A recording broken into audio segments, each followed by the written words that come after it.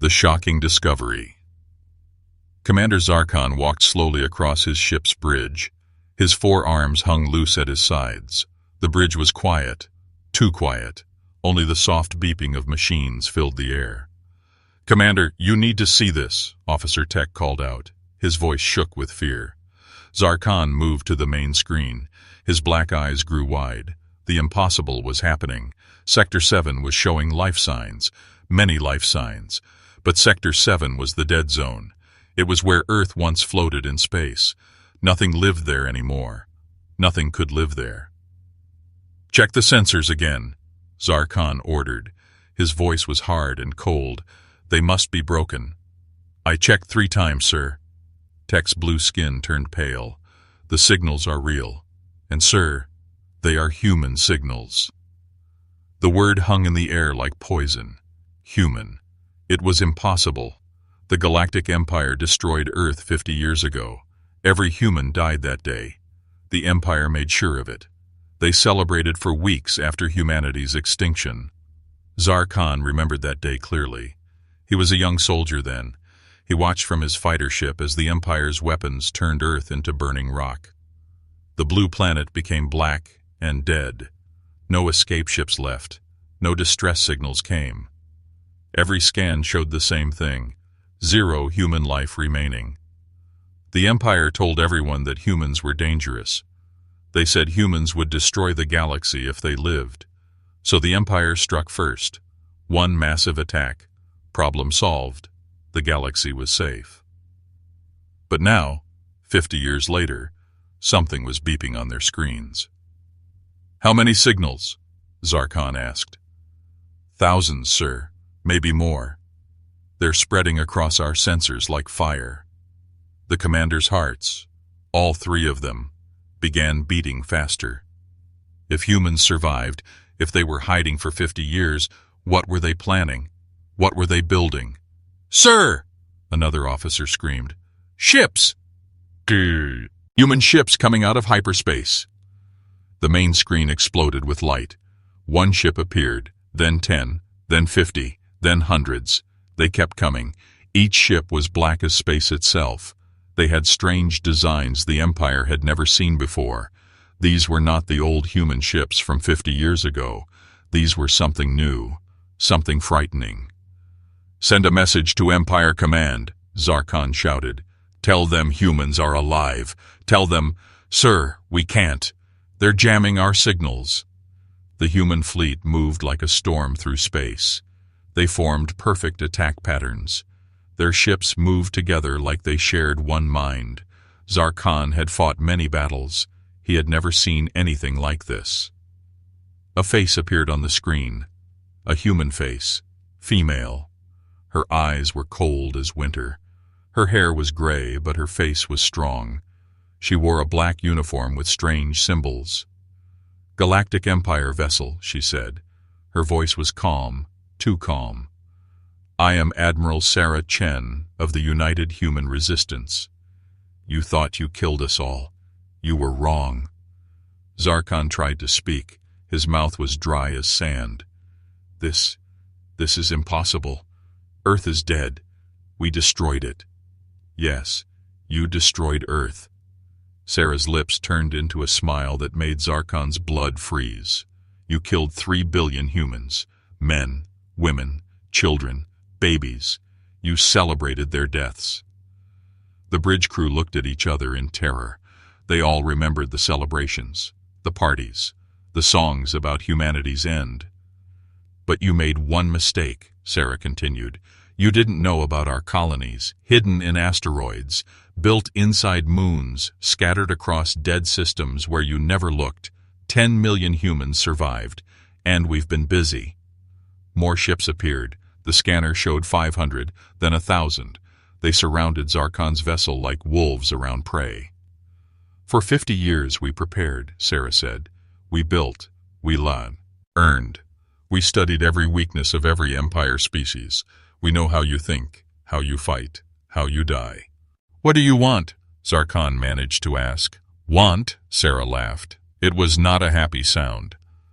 "We wanted to live in peace. You took that from us. Now, Now we want something else. She leaned forward. Her eyes burned with 50 years of anger. Now we want vengeance. And Commander Zarkon, you just became the first chapter of our return story. The screen went black. Alarms screamed across the bridge. Weapons locked onto their ship from every direction. "Sir, what do we do?" Tech cried out. Zarkon looked at the massive human fleet. His voice was barely a whisper. "We pray. We pray they're more merciful than we were."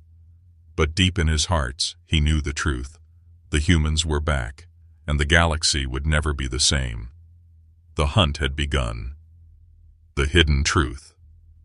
The Imperial Palace shook like a leaf in a storm. Emperor Vortax's golden throne room, which had stood for 1,000 years, now filled with screaming alarms. Red lights flashed everywhere. The mighty leaders of the Galactic Empire ran like scared children. "Impossible! Impossible!" Senator Krell slammed his tentacles on the table. "Humans are extinct. We made sure." "Tell that to our dead fleet," General Morgan growled. His fangs dripped with nervous poison.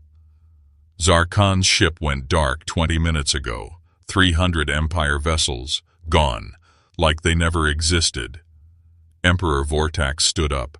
His massive body towered over everyone. "Show me the footage. Show me everything." The hologram came alive. It showed the human fleet moving through space like death itself. But something was wrong, very wrong. These ships didn't fly like normal vessels. They disappeared and reappeared. They moved through solid asteroids. They split into pieces, then reformed. "What kind of technology is this?" The Emperor's voice cracked. "Sir," Intelligence Chief Yara stepped forward, her green scales trembling. "We found something. Something terrifying." She activated her device. The room gasped. The hologram showed thousands of hidden bases, inside asteroids, under ice moons, even inside the corpses of dead Empire ships floating in space. The humans had been living right under their noses. 50 years, Yara whispered. They spent 50 years learning from us, stealing our technology, improving it. They didn't just hide, sir. They evolved. Meanwhile, deep in space, Admiral Sarah Chen stood in her command center. Around her, hundreds of humans worked in perfect silence. No one smiled. No one celebrated. They had waited too long for this moment to waste it on joy. "Admiral," Captain Marcus reported, "the Empire is calling for emergency meetings. Every species is panicking." Sarah touched a button. The wall became transparent. Outside, the ruins of Earth floated by. Dead, black, broken. She looked at it every day. It kept her anger fresh. "Let them panic," she said. "Show them what we found on Mining Station 9. The main screen changed. It showed a recording from an Empire celebration 50 years ago. Alien children playing with toy models of Earth exploding, adults laughing, dancing, a song playing, the day the humans died. Every human in the command center watched in cold silence. "They didn't just kill us," Sarah said. "They turned our extinction into a holiday. Well, today their holiday ends." "Admiral!" Communications Officer Lee shouted. "Emperor Vortax is trying to contact you. He says it's urgent." "Put him through." The Emperor's face appeared. For the first time in 1,000 years he looked afraid. "Admiral Chen, please, we can explain. Earth's destruction was... It was a mistake, a misunderstanding." Sarah laughed. It sounded like breaking glass. "A mistake." "We were afraid," Vortax admitted. "Humans were growing too fast, learning too quickly. The Council voted..." "The Council!" Sarah's voice became ice. "Yes, let's talk about the Council. Marcus, show him File 7. The screen split. It showed records, secret Empire documents, lists of destroyed species. The Canari, extinct. The Volans, extinct. The Malorians, extinct. 23 species wiped out over 1,000 years, and humans were supposed to be number 24. "You're not protectors of the galaxy," Sarah said. You're murderers, genocidal monsters who destroy anyone who might challenge you. That's not— Silence! Sarah's scream made everyone jump. You want to know the truth, Emperor? The real truth? We could have destroyed you already. Our weapons make yours look like toys. Watch. She pressed a button. In the distance, an abandoned moon suddenly collapsed into nothing. Not exploded, not destroyed. It just stopped existing. The Emperor's face went white. Quantum erasure weapons, Sarah explained. We developed them in year 30 of hiding. We can delete matter from existence. Your shields, your armor, your entire worlds. We can make them never have existed at all. Then why haven't you? Sarah smiled. It was worse than her anger. Because death is too easy for you. You celebrated our extinction. So we're going to take everything from you. Your empire, your power, your pride. You'll live to see it all crumble. Suddenly, alarms screamed in the Imperial Palace. General Morgan checked his scanner. Sir, human ships! They're here! They're above the capital! The Emperor looked up through the glass ceiling. The sky was black with human vessels. Millions of citizens screamed in the streets below. How? The Emperor gasped. Our defenses. Your defenses were designed by the Talari, Sarah interrupted. The species you exterminated 300 dread years ago. We found their survivors hiding in the void sector. They were happy to share your weaknesses. All of them. The room went silent. The Empire's darkest secrets were coming home. You have 1 hour, Sarah announced. Surrender unconditionally, or we demonstrate our erasure weapons on your capital. 1 hour. The transmission cut. The Emperor fell back into his throne. Around him, the mighty Galactic Empire's leaders looked like lost children. Sir, General Morgan whispered, what do we do? Through the window, human ships began forming a pattern, a symbol. It was Earth. They were drawing Earth in the sky with their ships, a reminder of what was lost. We pray, the Emperor said quietly. We pray they're better than we were. But outside, Sarah Chen stood watching the same sky. In her hand, she held a photo. A small girl with pigtails. Her daughter, dead for 50 years. No, she whispered to the photo. We won't be better. We'll be exactly what they taught us to be. The countdown began. 59 minutes. 58. The galaxy held its breath. The unstoppable force. The first hour of humanity's revenge changed the galaxy forever. Emperor Vortax surrendered with 10 minutes left on the countdown, but Sarah Chen didn't accept it. Not yet. You misunderstand, Emperor, she said coldly. Surrender is not just words. It's actions. Order every Empire ship to power down. Now. Across the galaxy, 12,000 Empire warships went dark. Their crews floated helplessly in space, watching human vessels circle them like sharks. But the humans didn't attack. They did something worse. They waited. In the capital, General Morgan watched his military screens go black one by one. Admiral Chen, our ships are defenseless. Other enemies will attack us. No, Sarah replied. They won't. Suddenly, new signals appeared. Ships emerged from hidden corners of space. But these weren't human ships. They were Canary vessels. The Empire's record said the Canary were extinct. Surprise, Sarah said. The Canary survivors have been living with us for 20 years. So have the Volans, the Malorians. Every species you thought you erased. We found them all. The Emperor's legs gave out. He crashed to his knees. That's impossible! On the screen, a Canary elder appeared beside Sarah. His crystalline body glowed with soft light. Hello, Vortax. Remember me? I'm Elder Shan. You personally ordered my world's destruction. You missed 7 colony ships. Humans found us, saved us.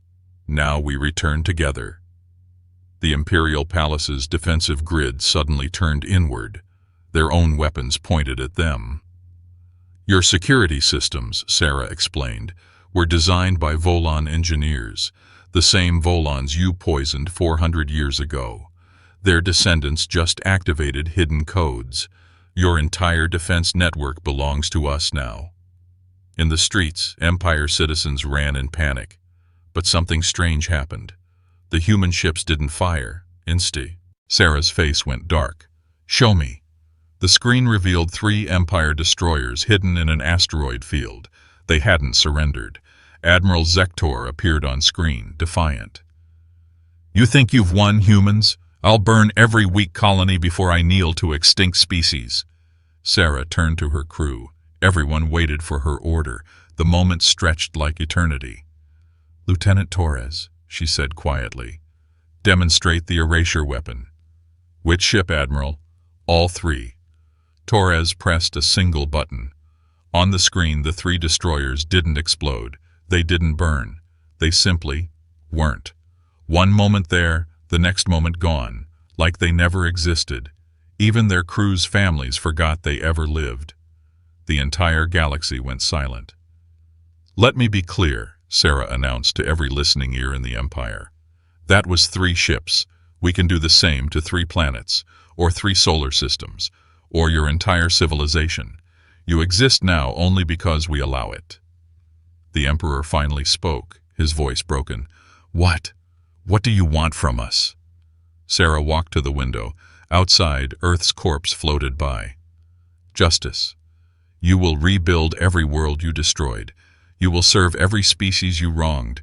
Your children will learn the names of every being you murdered. This is not conquest.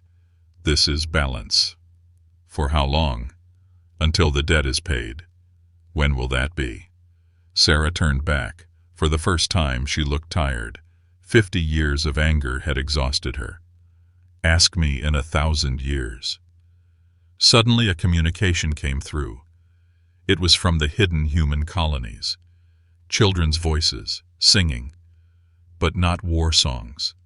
They were singing Earth's old anthem. The one about hope. Sarah listened. Her eyes became wet. These children had never seen Earth. They were born in hiding, raised in darkness, but they still sang about hope. Admiral, Captain Marcus said softly, the Empire flee. The new galaxy. 5 years had passed since humanity's return, but today, something impossible was happening. Emperor Vortax, once the galaxy's supreme ruler, now worked in the restoration mines of Kepler-7. His golden robes replaced with workers' clothes, his soft hands now hard with calluses. He loaded debris from destroyed worlds onto transport ships, the same worlds he had ordered destroyed. Vortax, a voice called. Break time is over.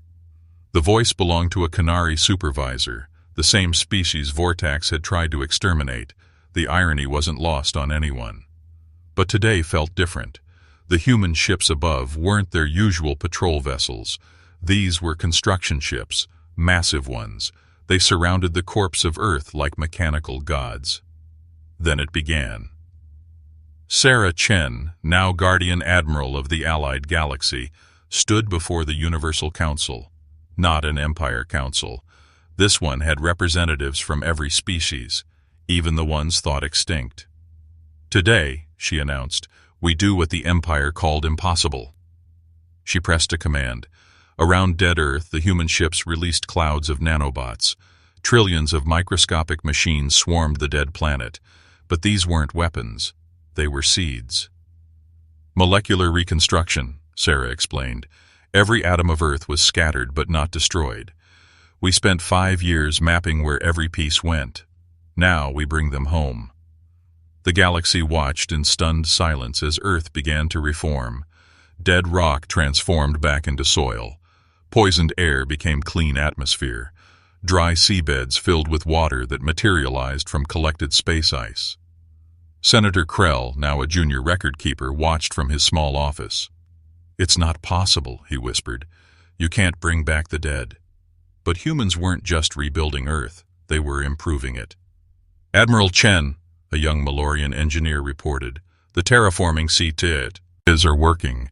Earth's ecosystem will be stronger than before. It can now support not just human life, but all allied species. Sarah nodded. This was the real revenge, not destruction, but showing the Empire what they could have built instead of destroyed. Then the unexpected message came. "Admiral," Captain Marcus rushed in, "we're detecting a massive energy signature from the Void Sector. Something's coming." Sarah's blood went cold. The Void Sector was empty space. Nothing lived there. Nothing could live there. On every screen across the galaxy, a new face appeared. Not human, not any known species.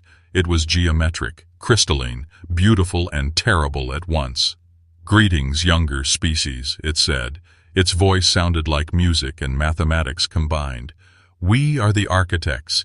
We seeded life in this galaxy billions of years ago. We have been watching, waiting, judging." The entire galaxy held its breath. "The Empire," the architect continued, "failed our test. They chose domination over harmony. But humans—" The being paused. "Humans interested us. You had power to destroy everything. You chose to rebuild. This is why we reveal ourselves now." Sarah stepped forward. "What do you want?" "To offer you a choice. Join us in the higher dimensions. Abandon this physical realm. Become gods like us. Or stay and struggle with these primitive species." The offer hung in space like a supernova. Humans could become gods. Leave everything behind. Transcend. Every species waited. Even Vortex stopped working to watch. Would humans abandon them? Would they take divine power and leave the galaxy to chaos? Sarah looked at the rebuilding Earth.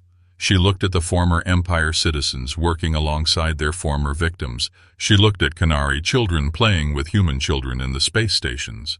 "We decline," she said simply. The architect seemed surprised. "You refuse God? Hood? Why?" Sarah smiled. "Because gods don't grow. They don't learn, they just are. Humans? We're about becoming. We're about the journey, not the destination.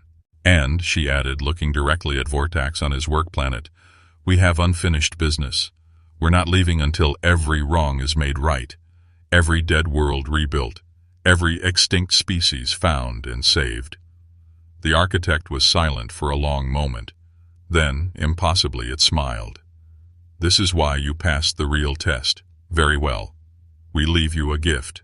A pulse of energy washed across the galaxy. Suddenly, every barren world sprouted life. Every dead star reignited. The galaxy doubled in habitable worlds overnight. "Build well, humans," the architect said, fading away. "We'll check again in 1,000,000 years." Then they were gone.